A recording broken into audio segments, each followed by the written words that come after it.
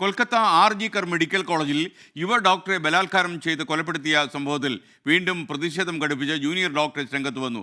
സർക്കാർ നൽകിയ വാഗ്ദാനങ്ങൾ 24 മണിക്കൂറിനുള്ളിൽ പാലിക്കണമെന്നാവശ്യപ്പെട്ട നിരാഹാര സമരവും അവർ തുടങ്ങി. ബൽറാം നെടുങ്ങാടി വിശദാംശങ്ങൾ നൽകും.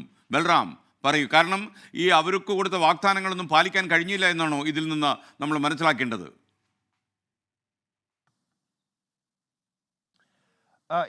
തീർച്ചയായും അത്തരത്തിൽ തന്നെയാണ് നമുക്ക് മനസ്സിലാക്കാൻ കഴിയുന്നത്.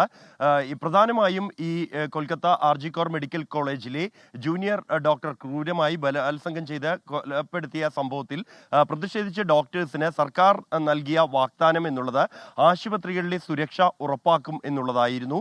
എന്നാൽ ഈ വാഗ്ദാനം ലംഘിക്കപ്പെട്ടു എന്നാണ് ജൂനിയർ ഡോക്ടേഴ്സ് വ്യക്തമാക്കുന്നത്.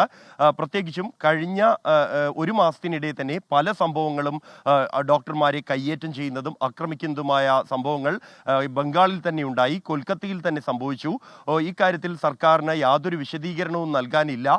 ഈ ഒരു പശ്ചാത്തലത്തിലാണ് RG കോറിൽ കൊല്ലപ്പെട്ട ജൂനിയർ ഡോക്ടർക്ക് നീതി ഉറപ്പാക്കുക, ഒപ്പം തന്നെ സംസ്ഥാനത്തെ ഡോക്ടേഴ്സിന്റെ സുരക്ഷ ഉറപ്പാക്കുക എന്നീ വിഷയങ്ങൾ ഉന്നയിച്ചുകൊണ്ട് സമരം പുനരാരംഭിച്ചത്. ഡോക്ടേഴ്സ് കഴിഞ്ഞയാഴ്ചയാണ് പണിമുടക്കിയുള്ള സമരം പുനരാരംഭിച്ചത്. എന്നാൽ ഈ ഘട്ടത്തിലും സർക്കാരിന്റെ ഭാഗത്തു നിന്നും ചർച്ചയ്ക്കായി യാതൊരു ക്ഷണമോ മറ്റോ ഉണ്ടായില്ല. ഇതിനെ പൂർണ്ണമായും അവഗണിക്കുന്ന തരത്തിലുള്ള ഒരു സമീപനം സർക്കാർ സ്വീകരിച്ച പശ്ചാത്തലത്തിലാണ് ഇന്നലെ രാത്രി മുതൽ സമരം കടുപ്പിച്ചുകൊണ്ട് നിരാഹാര സമരത്തിലേക്ക് ഡോക്ടേഴ്സ് കടന്നിരിക്കുന്നത്.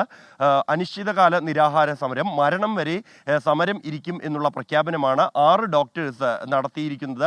ധരംതലയിലെ റോഡിലാണ് ഈ ഡോക്ടേഴ്സിന്റെ നിരാഹാര സമരം. ആശുപത്രികളിൽ നിന്നും ഈ സമരം പുറത്തേക്ക് ഇറങ്ങിയിരിക്കുന്നു എന്നുള്ളതും ശ്രദ്ധേയമാണ്. ഒപ്പം തന്നെ സുതാര്യത ഉറപ്പാക്കുന്നതിനായി ഈ സമരപ്പന്തലിൽ CCTV ക്യാമറ ഉൾപ്പെടെ ക്രമീകരിച്ചുകൊണ്ടാണ് ഡോക്ടേഴ്സിന്റെ മരണം വരെയുള്ള നിരാഹാര സമരം. 24 മണിക്കൂർ സമയപരിധിയാണ് വാക്കുപാലിക്കുന്നതിനായി ബംഗാൾ സർക്കാരിന് ഡോക്ടേഴ്സ് നൽകിയിരിക്കുന്നത്. ഈ സമയത്തിനുള്ളിൽ വാക്ക് പാലിച്ചില്ല, സുരക്ഷ ഉറപ്പാക്കുന്ന തരത്തിലുള്ള നടപടികൾ ഉണ്ടായില്ല എങ്കിൽ സമരം കൂടുതൽ കടുപ്പിക്കുമെന്നും ഡോക്ടേഴ്സ് വ്യക്തമാക്കുന്നു.